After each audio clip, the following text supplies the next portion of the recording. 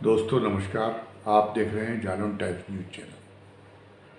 Bharatiya Janata party एक तो रणनीति की दृष्टि से बहुत माहिर है और जो है वो उसकी सांगठनिक मजबूती उसमें बहुत है। तो वो चुनावी बाजी में अपनी हार की बाजी को भी पलट कर रखने की क्षमता दिखा रही है। जिन 5 राज्यों में चुनाव हो रहे तो उनमें ये लग रहा था कि भारतीय जनता पार्टी को ज़बरदस्त झटका लगेगा, लेकिन मतदान की पूर्व जो सर्वे कराए गए हैं उन सर्वे रिपोर्ट ये बताती कि भारतीय जनता पार्टी किसी भी राज्य में बहुत कमज़ोर नहीं है। जैसे मध्य प्रदेश में माना ये जा रहा था कि उसका सुपड़ा साफ हो जाएगा, जिलों जिलों में उसे लेकर असंतोष दिखाई देता था। शिवराज सिंह चौहान को 18 वर्ष हो गए, लोग ऊब गए थे उनकी सरकार से और उन पर भ्रष्टाचार के भी उनकी सरकार पे बहुत ज़्यादा आरोप थे। तो लग रहा था कि मध्य प्रदेश में तख्ता पलट हो जाएगा, लेकिन सर्वे बता रहे कि मध्य प्रदेश में भारतीय जनता पार्टी जो पीछे तो ज़रूर है, लेकिन वो इतनी पीछे नहीं कि तख्ता पलट हो ही जाए। तो मध्य प्रदेश में अभी भी गुंजाइश है, अभी मतदान का दिन आने में अभी टाइम है। तो अभी भी गुंजाइश है कि आखिर तक कहीं ये ना हो कि खरगोश और कछुए की दौड़ वाली कहावत चरितार्थ हो जाए और खरगोश बनकर दौड़ रही कांग्रेस जो है वो दाव ना खा जाए, ये स्थिति बनी हुई है। उधर जो है राजस्थान में भारतीय जनता पार्टी का पल्ला मजबूत सर्वे बता ही रहे हैं, जबकि पहले ही आकलन ये किया जा रहा था कि आखिरी समय जो अशोक गहलोत ने जो योजनाएं चलाई हैं और उन कल्याणकारी योजनाओं का जो इम्पैक्ट हुआ है, लोग जिस ढंग से उनसे प्रभावित हुए हैं, उससे रवायत टूटेगी राजस्थान की कि एक बार कांग्रेस की सत्ता, एक बार बीजेपी की सत्ता। लेकिन इस बार कांग्रेस फिर से रिपीट कर जाएगी। वसुंधरा राजे को जो साइडलाइन करने की कोशिश भारतीय जनता पार्टी हाईकमान ने की थी, बताया ये जा रहा था कि उसका भी असर है, वो भी एक गुल खिला सकता है और उससे भी भारतीय जनता पार्टी की चुनावी संभावनाएं प्रभावित हो रही हैं, उनको धक्का पहुंच रहा है।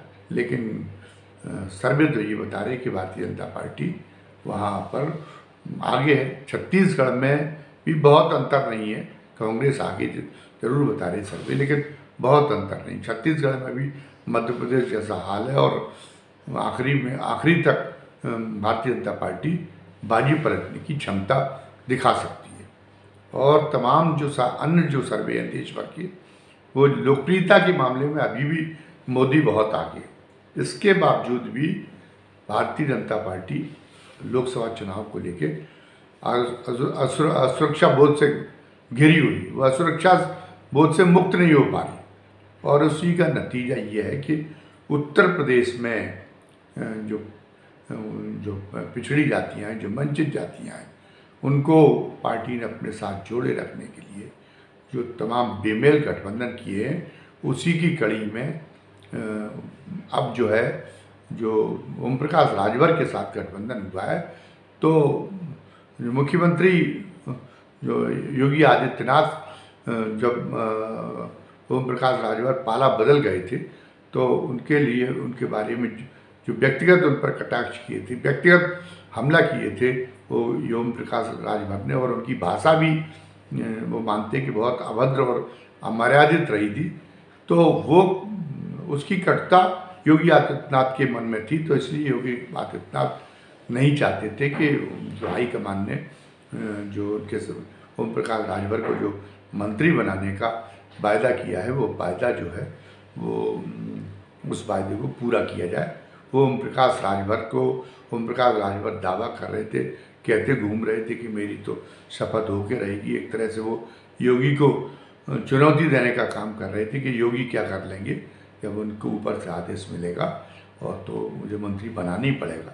तो योगी की बड़ी अनिच्छा थी, लेकिन इस अनिच्छा के बावजूद भी भारतीय जनता पार्टी की उच्च नेतृत्व ने दिल्ली बुलाया और उनको लोकसभा चुनाव के दौरान लोकसभा चुनाव में आने वाली परिस्थितियों को वास्ता देके और आखिर में ये कहा जा रहा है कि योगी जी को मना लिया गया है कि वो ओम प्रकाश राजभर को झेलें और उसके साथ साथ ओम प्रकाश राजभर उनका भी ठेका लिए हुए मंत्री बनवाने का, दारा सिंह चौहान को जो घोसी में जिनके जो चुनावी हार का कलंक जिनके ऊपर लग चुका है, लेकिन हारे हुए दारा सिंह चौहान को भी मंत्री बनाने का जो उन्होंने ठेका लिया है ओम प्रकाश राजभर ने, उस ठेके को भी योगी को पूरा करने के लिए बाध्य किया जा रहा है।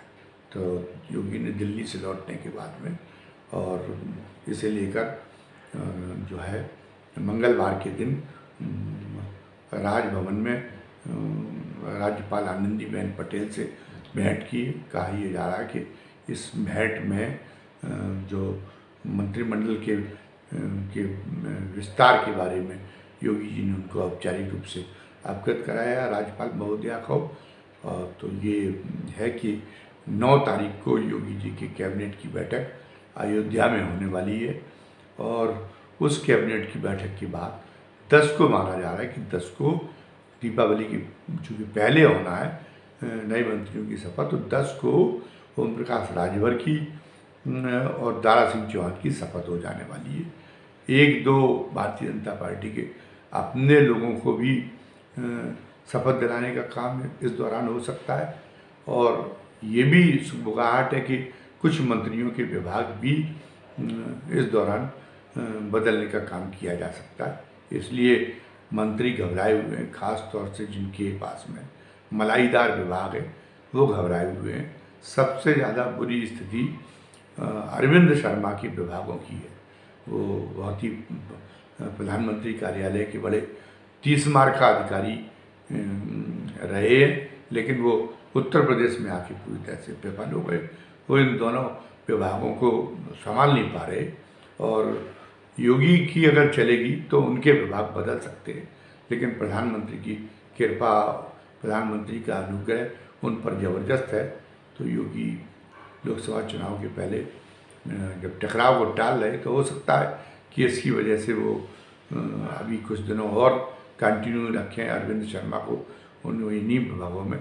तो ये जो है, लेकिन मलाईदार विभागों के जो मंत्री हैं वो इस सूचना से, इस संभावना से उनके मन में घबराहट है कि मंत्रिमंडल के विभागों के बदले जाने की योजना भी 10 नवंबर को है। तो इसको लेके उनके मन में घबराहट है और देखने वाली बात ये होगी कि किन मंत्रियों के विभाग जो है वो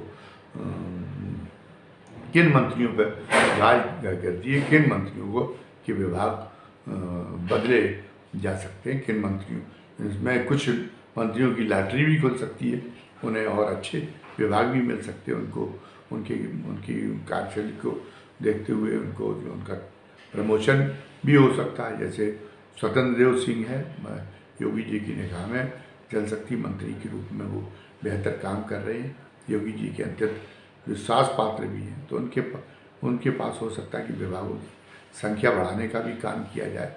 लेकिन अभी ये सब कयास है।